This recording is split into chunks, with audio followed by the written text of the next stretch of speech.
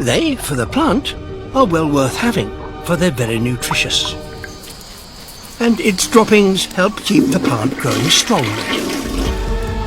Insects are also attracted by their sweetness. Insects are also attracted by their sweetness. And the insects can easily lose their footing.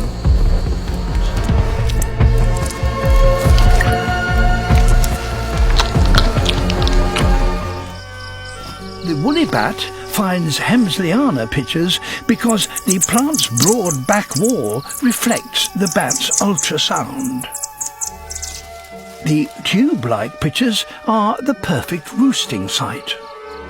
Relationships like these have taken millions of years to evolve, but many could be gone in a decade.